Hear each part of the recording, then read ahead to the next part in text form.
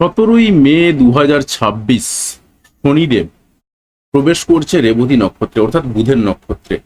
তো স্বাভাবিকভাবেই আপনার জীবনে বেশ কিছু চেঞ্জেস আসবে। এবং কি কি ধরনের চেঞ্জেস আসবে? হঠাৎ করে বেশ কিছু জায়গাতে আপনার গন্ডগোল, ঝামেলা, বুদ্ধি হারিয়ে যাওয়া, ধৈর্য নষ্ট হয়ে যাওয়া, এই ধরনের বেশ কিছু ঘটনা ঘটবে। তো আপনার জীবনে কি প্রভাব পড়বে সেটা জানার জন্য সম্পূর্ণ ভিডিওটা দেখতে থাকুন এবং অতি অবশ্যই কমেন্ট করে জানিয়ে দিন যে আপনি কোন এলাকা থেকে ভিডিওটি দেখছেন। আর একটা কথা বলে দিই, যদি আপনার লগ্ন জানা থাকে তাহলে আপনি লগ্ন হিসাবে ধরে দেখবেন। আমি রাশি হিসাবে বলে যাব, কারণ অনেকের লগ্ন জানা থাকে না কিন্তু রাশিটা জানা থাকে।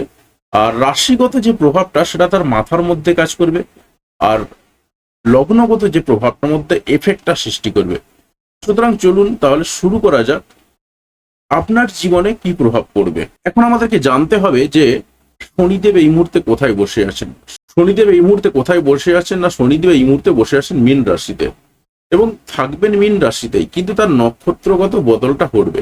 অর্থাৎ শনি যখন তার ডিগ্রি 16°40' উপরে চলে যাবে, তখনই সে চলে যাবে রেবতী নক্ষত্রে। এখন রেবতী নক্ষত্রটা হচ্ছে বুধের নক্ষত্র। তো বুধের নক্ষত্র হওয়ার ফলে কি ঘটনা ঘটবে? স্যাটার্ন, মানে ধরে নিন একজন বয়স্ক মানুষ, মার্কারি বা বুধ, সে হচ্ছে একজন বাচ্চা ছেলে। তো যখনই একজন বয়স্ক মানুষকে একটা বাচ্চা ছেলে কন্ট্রোল করতে যাবে, তখনই কি হবে? বাচ্চা ছেলেটা ধৈর্য নষ্ট হবে, বয়স্ক মানুষটার অস্বস্তি জায়গা কাজ করবে, ঠিক সেম ঘটনা ঘটবে। অর্থাৎ আপনার ধৈর্য নষ্ট হবে, অস্থিরতা তৈরি হবে, এই জায়গাগুলোই কিন্তু ঘটতে থাকবে। তো দেখুন এবার কার জীবনে কি প্রভাব পড়বে। ধনু রাশির মানুষদের জন্য বা ধনু লগ্নের মানুষদের জন্য কি ঘটনা ঘটবে দেখুন। ধনু রাশির নিজের জায়গাতেই যেহেতু শনিদেব তার 10 নম্বর দৃষ্টি দিয়ে বসে আছেন, তো স্বাভাবিকভাবেই তার নিজের মধ্যে একটু ধৈর্য নষ্ট হয়ে যাবেন। যে কোনো কাজকর্মের জায়গাতেই অতিষ্ঠ হয়ে পড়বেন, বিতৃষ্ণা চলে আসবে নিজের প্রতি। তো এই জায়গাগুলোকে আপনাকে নিজেকে কন্ট্রোল করতে হবে। যারা গাড়ি কিনতে চাইছেন কিংবা বাড়ি কিনতে চাইছেন, তাদের জায়গাতেও কিন্তু ভুল ভ্রান্তি হয়ে যাওয়ার সম্ভাবনা রয়েছে। তাই গাড়ি কেনার আগে কিংবা বাড়ি কেনার আগে ভালো করে জিনিসপত্রগুলোকে একটু দেখুন, ভালো করে স্টাডি করে নিন, তারপর কিন্তু কিনবেন। কারণ শনিদেব বুধের নক্ষত্রে যাওয়া মানেই কিন্তু আপনার বুদ্ধিভ্রম ঘটবে।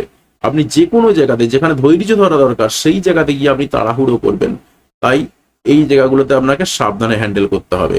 পাশাপাশি যারা পড়াশোনা করেন, তাদের পড়াশোনার জায়গাতেও কিন্তু বেশ কিছু ব্যাঘাত ঘটবে। আপনি একটু দ্রুততার সঙ্গে পড়াশোনা করে নিয়ে বা কিছু একটা করে নিয়ে চেষ্টা করবেন যে একটু মোবাইল ঘাটার, কিন্তু সেটা করলে চলবে না। কারণ এই সময়টাতে একটু বেশি বেশি করে এই সমস্ত জিনিসগুলো ইচ্ছা যাবে। যখনই আপনি তাড়াহুড়ো করে পড়াশোনা করতে যাবেন বা কিছু করতে যাবেন, আপনার সেই জায়গাতে ধৈর্য নষ্ট হবে। এর বাইরে আর কি রয়েছে? শনিদেবের 3 নম্বর দৃষ্টিটা পড়েছে আপনার 6 নম্বর ঘরে। তাই স্বাভাবিকভাবেই হঠাৎ করে ধার দেনায় জড়িয়ে পড়ারও কিন্তু সম্ভাবনা রয়েছে। তার কারণ মঙ্গল আপনার 12 নম্বর ঘরে তার 8 নম্বর দৃষ্টিটা দিয়ে বসে রয়েছে। তো স্বাভাবিকভাবেই কিন্তু এই শনির যে নক্ষত্রের পরিবর্তন, এই নক্ষত্রের পরিবর্তনটা কিন্তু আপনাকে তো ধার দেনায় জড়িয়ে দিতে পারে। তাই সেই জায়গাতেও কিন্তু আপনাকে একটু সাবধানে থাকতে হবে। পাশাপাশি কোর্ট কেসে জড়িয়ে যাওয়ারও কিন্তু সম্ভাবনা রয়েছে, যে কোনো আইনি সমস্যায় জড়িয়ে যেতে পারেন। তাই সেই জায়গাতেও কিন্তু আপনাকে একটু সাবধানে চলাফেরা করতে হবে। আর হঠাৎ করে কিন্তু কোনো অ্যাক্সিডেন্টাল যোগও রয়েছে, তাই এই জায়গাতেও কিন্তু আপনাকে একটু সাবধানে চলতে হবে। কারণ আপনার 8 নম্বর ঘরে আবার মঙ্গল দৃষ্টি দিয়ে বসে রয়েছে। এর বাইরে আপনার ঘটনা করবে আর একটা কর্মের জায়গাতে, অফিস কলিগদের সঙ্গে, অফিস বসের সঙ্গে কি ঘটনা করবে? আপনি একটু তাদের কাজকর্মের জন্য ধৈর্যহারা হয়ে যেতে পারেন। অর্থাৎ ধৈর্য হারাটা একদম চরম পর্যায়ে, বিভিন্ন ক্ষেত্রে, বিভিন্ন মানুষের জন্য, বিভিন্ন ফিল্ডে। তো এই যে যে জায়গাগুলো বললাম, এই জায়গাগুলোতে যে ধৈর্য নষ্ট হবে, তাই আপনাকে নিজেকে একটু কন্ট্রোল করতে হবে। তো দেখুন আমি যে সিস্টেমটা বলে গেলাম সেটা কি বললাম।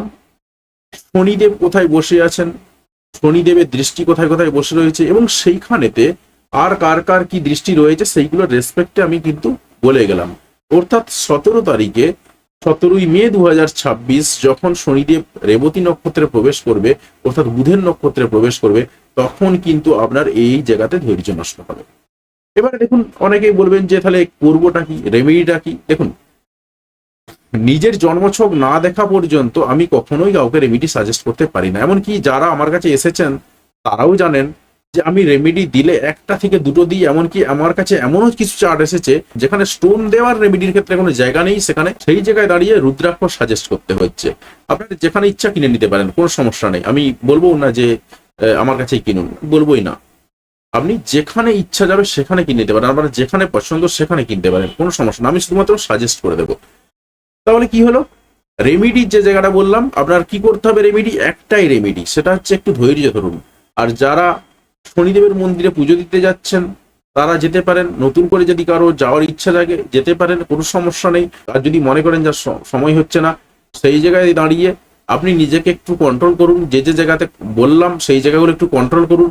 যখনই মনে হবে যে কোনো ধৈর্য নষ্ট হয়ে যাচ্ছে আপনার কোনো জায়গাতে, সেই জায়গাতে একটু নিজেকে চুপচাপ থাকুন, রিভার্স কাউন্টিং শুরু করুন, আপনি নিজেকে একটু কন্ট্রোল করতে পারবেন, আর কিছু না।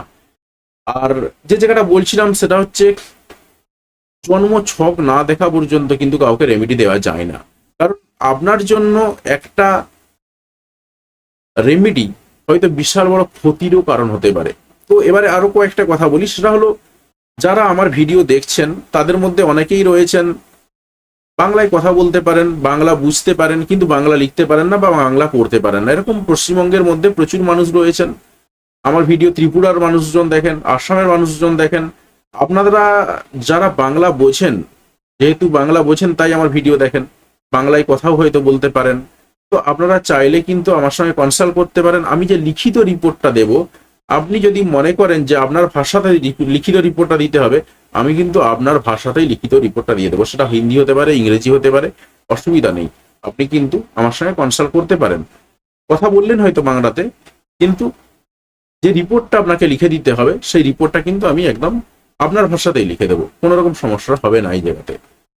তো যাই হোক, যারা আসতে চাইছেন অনলাইনে যোগাযোগ করতে পারেন। অনলাইনে আমি বলে দিই সন্ধ্যের দিকে আপনি টাইম পাবেন, আর অনলাইনে আসাটাই সব থেকে বেস্ট বলে আমি মনে করি, কারণ অফলাইনে আসতে হলে আপনাকেও আসতে হবে। ঠিক আছে, আপনার অফলাইনে চেম্বার রয়েছে, দমদমে রয়েছে, মেসেরাতে রয়েছে, শিলিগুড়িও মাসে একবার যাই, তো রয়েছে, অসুবিধা নেই, আপনি চাইলে আসতে পারেন। আর সন্ধ্যের দিকে আপনি কিন্তু টাইমটা অনেকটাই পাবেন, প্রায় আধ ঘন্টা থেকে 45 মিনিটের মতন আমি টাইম ধরে রাখি আপনার জন্য, অ্যালার্ট করে রাখি। তো স্বাভাবিকভাবে কিন্তু আপনি চাইলে আমার সঙ্গে কন্ট্যাক্ট করতে পারেন। আর আমি যে তাড়াহুড়ো করে আনলিমিটেড ক্লায়েন্ট দেখে ফেলবো এমনটাও কিন্তু নয়। এমন অনেকেই রয়েছেন যারা আমাকে সঙ্গে কনসাল্ট করেছেন, অনেকে আবার 1 সপ্তাহ পরে ডেট পেয়েছেন, এরকমও রয়েছেন।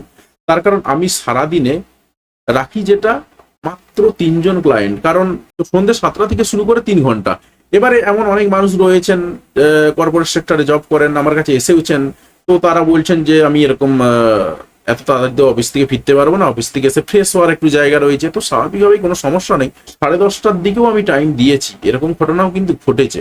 এবং আশা করা যায়, যেটা আমি দেখেছি, আধ ঘন্টার মধ্যেই কিন্তু আপনি আপনার প্রশ্নের উত্তরগুলো পেয়ে যাবেন।